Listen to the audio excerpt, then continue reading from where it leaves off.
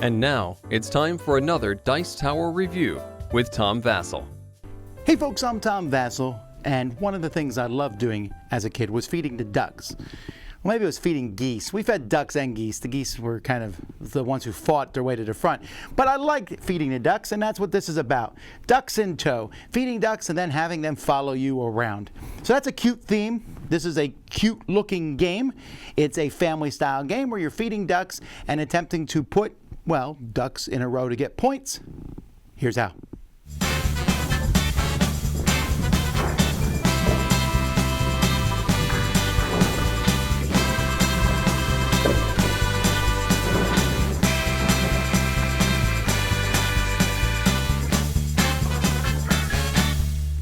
In this game, players are building a tableau of cards in front of themselves.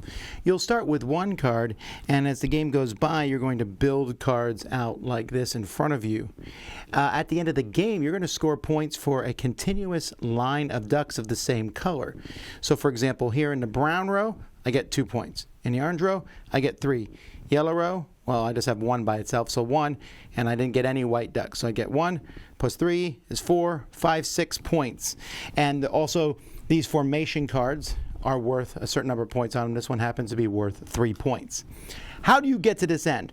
You're going to have a variable set up here where you'll place these tiles out, and you'll put them out differently for 2, 3, or 4 players. This is a 4-player game. Each player has a pawn piece with a spot to put ducks. As you collect ducks over the course of the game, you'll put them in and they follow you around. Isn't that cute? Now, players are going to start with food. The food is going to match the different colors of ducks. And on your turn, you have 4 actions that you're able to do. These actions are going to usually be tied to where you are on the board. One action is to move to another spot. I can just pick up and move. If I have any ducks in my tray, they can go along with me. How do you get ducks in your tray? Well, if you're in the same spot as a duck or ducks, you can pay the food for the ducks that you want to pick. So here I would put these back in the bag, a white and an orange duck, and I pick them both up, and now these ducks are with me. You can also shake the bag, it's called. This is where you would shake the bag, and you'll draw a duck from the bag. If you have a food that matches that duck, you can take it immediately. Otherwise, you disperse the duck, which just basically means you put it in a spot that has no ducks, or if they all have ducks, the spot that has the fewest ducks. Now, there are actions tied to the tiles, like I said. Some of these, we have the gift shop here. These spots show seeds on them. So when you go there, you can pick 2 food of your choice from the food bag. What do you want? You can take those. Or you can draw 2 location cards. You'll be able to draw location cards that are next to the board or from the top of the deck. These location cards are important because to get these cards, to get these location cards, you'll have some in your hand at the beginning of the game. You need to go to the proper location. So if I'm here and you have the duck, then you pay. For example, I'd pay 1 white duck.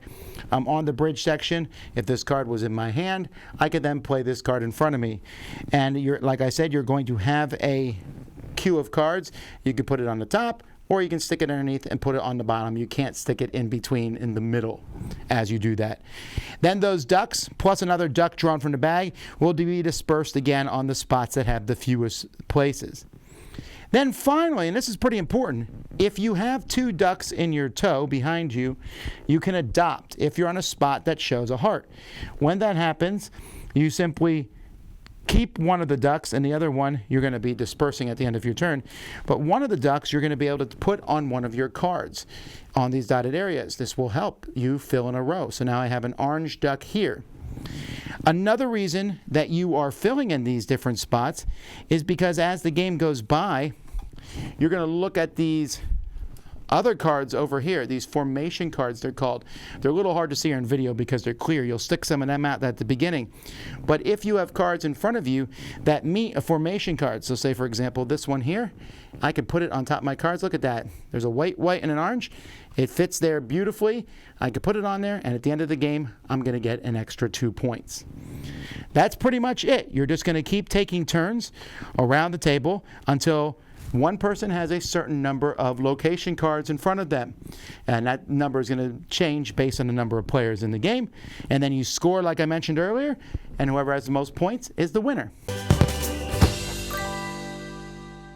The components for the game. So, of course, the big draw here is going to be these ducks. Aren't they great? Screen printed on both sides. Everyone's going to like those. And this is a cute idea to put these ducks in these trays. Now, I will say that it's not as good of an idea as I had hoped. They squeeze into trays okay. It's hard plastic, but you can see that they don't always stay in there properly. I would have preferred, rather than having a tray you squeeze the ducks in, that you just sit them in it. It would have been easier to put them in and out, to just have a, some sort of rack where you just put the ducks in. It's not like you need to pick the thing up, and even if you did pick them up, they wouldn't fall out of a tray. It's not like I'm picking it up and turning it upside down. This ain't a blizzard. So I think that would be my biggest problem with the game. The art is fine. If you ever want to know what the designer looks like, she's on the cards herself. Here, my only complaint would be, every yellow card of flowers shows the exact same picture. I think this would have been a neat way to showcase multiple bridges and multiple signposts. That's very minor. The colors and the symbology and everything, and I'm even showing you a little expansion that was thrown in the game called the Angry Goose expansion, where you get some points from that. That was thrown into the copy I have. But the symbology and everything else is just really well done, and it's clear. The cards are good quality. I like that you have a bag for both the food and a bag for the ducks, and everything fits nicely in the box in a nice insert. So for the most part, other than the trays, I think the quality is really good. Now, there's a lot of good aspects to this game. It's a very light family weight game. It's pretty simple. You pay the food, pick up the ducks, take the ducks to where they're supposed to go, drop them off, adopt the duck here and there to make sure your rows are nice and full, and collect these clear cards, which, by the way, is a really cool thing. This is the coolest part of the game, taking these cards and putting them on the spots. It's not overly long. Once someone has a certain number of cards, bam, the game ends. We're talking 30, 45 minutes. So it works well in that regard. It's a pretty game. It's a game people are going to be able to jump into. I have a few small problems, besides the ducks popping out of the trays. The rules are okay. The dispersing of the ducks I felt was a little clunky. It's like, just put them all over the board in empty spaces and then in spots. But you're going to run out of ducks in this game, out of the draw duck bag. That should be mentioned in the rules. It's not mentioned. I mean, I've read them multiple times.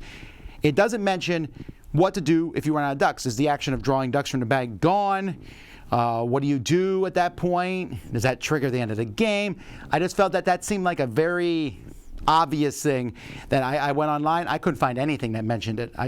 Again, most people, I guess you just keep playing. Just ignore that action. But a lot of people are new to gaming, and if they pick this up, that would be something I guarantee they're going to have a question about. And I think some people might have a problem maybe with how simple the game is, because all you're doing is picking up ducks, drawing ducks from the bags. That's kind of like the lottery. Like, is this the duck I need? It is. Hooray.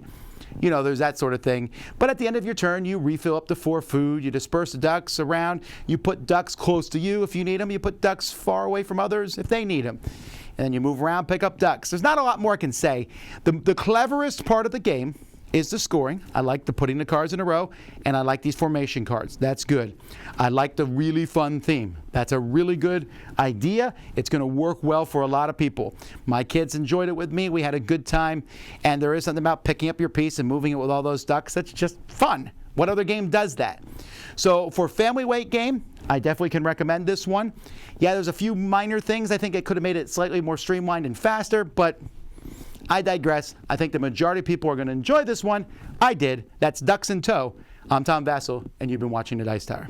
Dice Tower Judgment approved.